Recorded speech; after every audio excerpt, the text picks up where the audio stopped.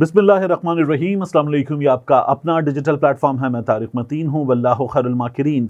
अल्लाह सबसे बेहतर तदबीर फरमाने वाला है, वही बचाएगा मेरे देश को बलाओं से, जो बारिश में शजर से घोंसला गिरने नहीं देता, क्योंकि उसकी तदबीर तमाम तदाबीर की इमाम है।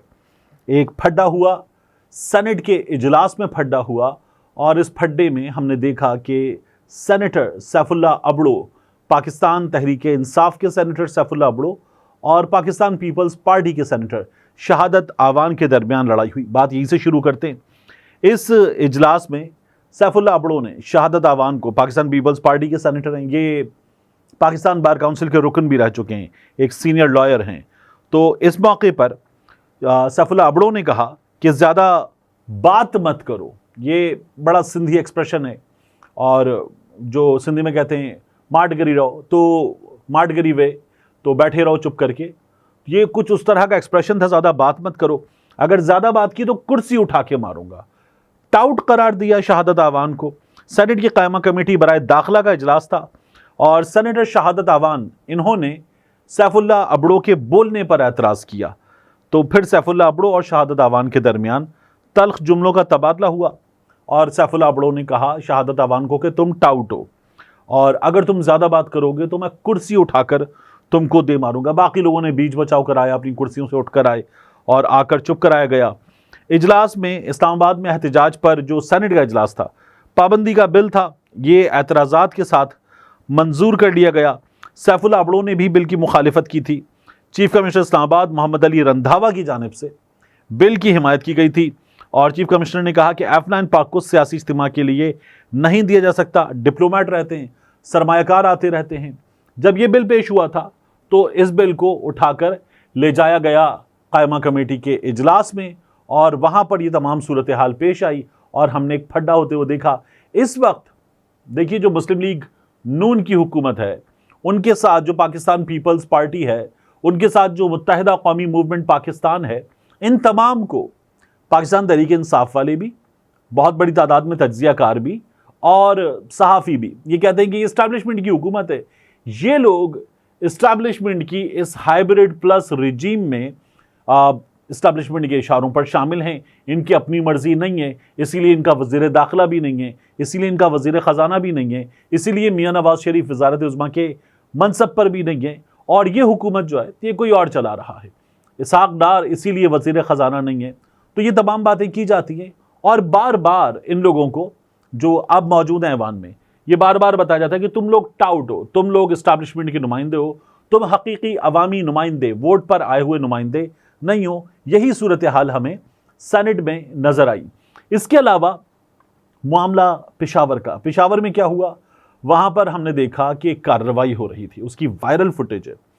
उसमें एक बंदे को, जो मकामी पेशावर पुलिस के अहलकार हैं, वो कार्रवाई में शामिल एक बंदे को गिरफ्तार कर लेते हैं, पकड़ लेते हैं, और जो कार्रवाई में शामिल कुछ और अहलकार हैं, वो अपने पेटी बंद पुलिस भाई को छोड़कर भाग जाते हैं।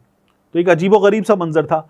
पता ये चल रहा है कि CTD पंजाब के अहलकार, मुबैना तौर पर फैसलाबाद के अहलकार बताए जा रहे हैं, ये पेशावर में एक बंदा उठाने आए थे। अब आपने देखा है पूरे मुल्क में होता क्या है, जब एक थाने की पुलिस दूसरे थाने की हुदूद में भी जाए तो मुश्तरका कार्रवाई की जाती है, इस सिलसिले में बात की जाती है। लेकिन अगर एक सूबे की पुलिस दूसरे सूबे में जाएगी तो ज्वाइंट ऑपरेशन के लिए बाकायदा खतो किताबत होती है, इस सिलसिले में तमाम कानूनी तकाजे पूरी किए जाते हैं, फिर मुश्तरका कार्रवाई हो सकती है। लेकिन ये बग़ैर किसी मुशावरत के और बग़ैर किसी खतो किताबत के, पेशावर पुलिस को शामिल किए बग़ैर पेशावर में कार्रवाई कर रहे थे, खैबर पख्तूनख्वा पुलिस को शामिल किए बग़ैर। तो वहाँ पर जब ये शोर मचा और बाकी लोग भाग गए, तो पेशावर पुलिस ने एक बंदे को गिरफ्तार कर लिया, अपने साथ अंदर ले गए। अगर कार्रवाई कानूनी होती तो फिर अहलकार वहाँ पर मौजूद होते, वो अपने साथी को छोड़कर क्यों भाग जाते। ये गिरफ्तार हो गए। तो इस पर बड़ा शोर मचा हुआ है कि ये किस तरह से किया जा सकता है कि एक बंदा खैबर पख्तूनख्वा में आकर पंजाब के अहलकार उठाकर ले जाएं। इससे पहले ये हो चुका है। जो कारकुनान हैं पाकिस्तान तहरीक इंसाफ के, वो पेशावर में गिरफ्तार हुए हैं। कई बार ये कहा जाता है कि नहीं, ये सूबे के अंदर ही गिरफ्तारी हुई है, और जो गिरफ्तार हुआ है या जो हिरासत में लिया गया है वो सूबे के अंदर ही मौजूद है। ये हुकूमत में शामिल लोग ऑफ द रिकॉर्ड बताते हैं। अब ये जो कार्रवाई है जिसमें पंजाब से अहलकार आए थे, इस कार्रवाई पर جو پشاور کے اہلکار ہیں انہوں نے ریزسٹ کیا اور ایک بندہ گرفتار کر لیا. عجیب و غریب سچویشن ہے لیکن ہمارے ہاں یہ گزشتہ کچھ عرصے میں ہو رہا ہے. ایک بڑا مشہور واقعہ تھا کچھ عرصہ پہلے، میں نے آپ کو تفصیل کے ساتھ بتایا تھا کہ ایک شخص جس سے کروڑوں روپے چھینے گئے اور وہ پھر پنجاب میں موجود تھا. اس کا ہی کہنا تھا کہ مجھے پشاور سے اٹھایا گیا تھا. اس کی تمام تفصیلات میں نے آپ کو دی تھیں. اور یہ حوالے کا ہنڈی کا کاروبار کرنے والا شخص تھا. تو اب اسی طرح کی کارروائی جو ہے وہ پنجاب کے اہلکار کر رہے تھے. پہلے بڑا شور مچا تھا کہ یہ کیسے کیا جا سکتا ہے کہ ایک صوبے کے اہلکار دوسرے صوبے میں جا کر کارروائی کریں، ایسا ہوتا نہیں ہے. تب بھی میں نے آپ کو بتایا تھا ہوا ہے، اور وہ شخص اپنی تمام باتیں بتا رہا تھا. اور اب ایک بار پھر اسی طرح کی سچویشن ہمارے سامنے ہے. اس کے بعد جو اسلام آباد میں ہوا وہ بڑا وائرل ہے.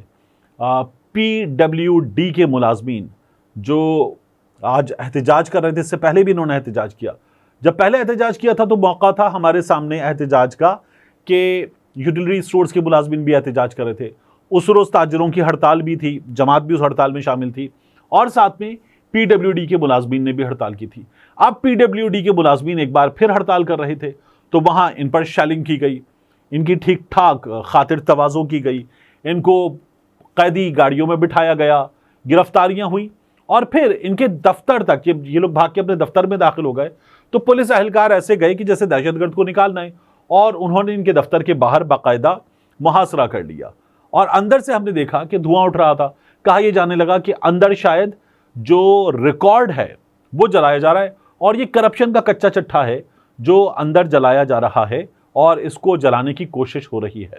PWD کے ملازمین بھی اسی طرح کی باتیں کر رہے تھے. تو یہ پورا وائرل منظر تھا ہمارے سامنے. اور محسن نقوی صاحب کی جو اسلام آباد پولیس ہے وہ یہ تمام کام کر رہی تھی. محسن نقوی نے بھی کچھ دن پہلے کہا تھا کہ میں آگے آؤں تو سب ٹھیک کر کے جاؤں گا. تو آج ہم بنگلہ دیش سے پاکستان میں ہوم سیریز ہار گئے ہیں، وائٹ واش کر دیا ہے بنگلہ دیش نے.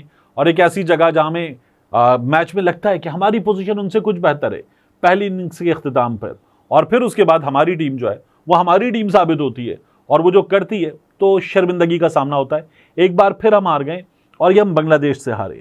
اب جو رینکنگ ہے ٹیسٹ کی رینکنگ، اس میں غالباً بنگلہ دیش چوتھے نمبر پر ہے اور ہم 8ویں 9ویں نمبر پر پہنچ چکے ہیں.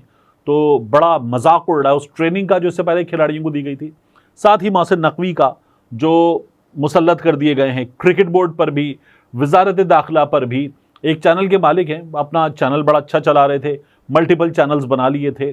ایک صحافی ہیں، نام کمایا بطور صحافی، لیکن جو کام محسن نقوی صاحب کر رہے ہیں اب یہ ان کا کام نہیں ہے. تو اس کام میں پھر آپ دیکھ رہے ہیں کہ کیا حال ہے، اور یہ حال ہمارے سامنے ہے کہ اچھا خاصا خراب ہو چکا ہے. اس کے علاوہ اختر مینگل صاحب انہوں نے استعفیٰ دے دیا ہے. اختر مینگل صاحب سینئر سیاستدان ہیں، سینئر بلوچ سیاستدان، اور اختر مینگل صاحب اپنا استعفیٰ دیتے ہوئے کہتے ہیں کہ جو حالات ہیں ان حالات میں اپنے لوگوں کی نمائندگی نہیں کر سکتا. میں ناکام ہو چکا ہوں، ہم نمائندے عوامی نمائندگی میں ناکام ہو چکے ہیں، اور یہ جو حکومت ہے یہ کسی اور کی حکومت ہے. وہ یہ کہتے ہیں کہ یہ جو دونوں بھائی ہیں، میاں نواز شریف، میاں شہباز شریف، یہ دونوں بھائی بھی اس وقت ایک پیج پر نہیں ہیں. یہ کسی اور کے ساتھ تو ایک پیج پر ہو سکتے ہیں لیکن ایک پیج پر نہیں ہیں.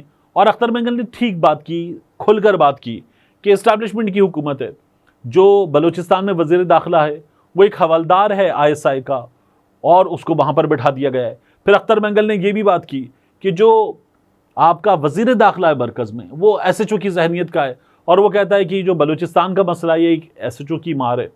تو اختر مینگل صاحب کہہ رہے تھے کہ ہمارے ہاں جو حالات ہیں، جو چیزیں ہیں، ان کے استعفے میں جو چیزیں لکھی ہوئی ہیں ان کے مطابق وہ یہ کہتے ہیں کہ ان حالات میں تو بالکل بھی چلا نہیں جا سکتا، کیونکہ ہمارے لوگوں پر ظلم ہوتا ہے، تشدد کیا جاتا ہے، غائب کر دیا جاتا ہے، اس سے زیادہ بدتر انہیں غدار قرار دے دیا جاتا ہے، اور پھر انہیں قتل کر دیا جاتا ہے.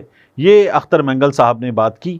وہ یہ کہتے ہیں کہ میں نے آج فیصلہ کیا تھا کہ اسمبلی میں بلوچستان کے مسائل پر بات کروں گا، لیکن بلوچستان کے معاملے پر اسمبلی میں موجود لوگوں کی دلچسپی نہیں ہے، اور بلوچستان ہمارے ہاتھوں سے نکل رہا ہے. میں کہتا ہوں کہ بلوچستان آپ کے ہاتھوں سے نکل نہیں رہا بلکہ نکل چکا ہے. بلوچستان میں بہت لوگوں کا خون بہہ چکا ہے. اس مسئلے پر سب کو ایک ہونا چاہیے. اس مسئلے پر ایک اجلاس بلانا چاہیے تھا جس میں اس مسئلے پر بات ہوتی. جب بھی اس مسئلے پر بات شروع کرو تو بلیک آؤٹ کر دیا جاتا ہے. میری باتوں پر اگر آپ کو اختلاف ہے تو آپ میری باتیں تحمل سے سنیں، اگر پھر بھی میری باتیں غلط لگیں تو مجھے ہر سزا قبول ہے، مجھے بے شک پارلیمنٹ کے باہر انکاؤنٹر کر دیں یا مار دیں، لیکن بات تو سنیں، ہمارے ساتھ کوئی بھی نہیں اور نہ ہی کوئی ہماری بات سنتا ہے۔ یہ اختر مینگل صاحب کی شکایت تھی۔ تو اس وقت جو حالات ہیں ان حالات میں آپ کو سب شکوہ کرتے ہوئے نظر آ رہے ہیں۔ شکوہ کون نہیں کر رہا؟ تو 3 جماعتیں ہیں جو شکوہ نہیں کر رہی، اس میں ایک مسلم لیگ نون ہے، ایک پاکستان پیپلز پارٹی ہے اور ایک متحدہ قومی موومنٹ ہے۔ یہ وہ لوگ ہیں جنہیں جوڑ کے حکومت بنا دی گئی ہے اور یہ لوگ خوش ہیں۔ باقی اس کے علاوہ آپ کو خوش ہونے والوں میں نہ شہری ملیں گے، نہ دیگر سیاستدان ملیں گے، نہ آپ کو بیوروکریٹ ملیں گے، نہ تاجر آپ کو خوش ملیں گے۔ ہر طرف آپ کو ایک مایوسی کا سما نظر آتا ہے، لوگ شکوہ کرتے ہوئے نظر آتے ہیں اور یہ صورتحال کسی بھی صورت میں بہتر ہوتی ہوئی نظر نہیں آ رہی۔ ملتے ہیں انشاءاللہ آپ سے اگلی ویڈیو میں۔ السلام علیکم۔ میری ویڈیو جاری ہے مگر میں درمیان میں اس لیے آن ٹپکا ہوں کہ آپ کو بتانا ہے۔ آپ دیکھ سکتے ہیں ہمارا دوسرا چینل ڈاکیومنٹڈ بھی۔ ڈاکیومنٹڈ میں ہم پاکستان کی تاریخ کے اہم ترین واقعات، بعض اوقات عالمی تاریخ کے اہم ترین واقعات ڈاکیومنٹ کریں گے۔ ایسی کہانیاں جو ذرا چھپی ہوئی ہیں، انکہی ہیں، مکمل تفصیلات کے ساتھ آپ کے سامنے نہیں ہیں۔ ایسی کہانیاں جنہیں سن کر آپ دانتوں تلے انگلیاں دبا لیں کہ کیا ایسا بھی ہو سکتا ہے، ان واقعات کو ہم کر رہے ہیں ڈاکیومنٹڈ۔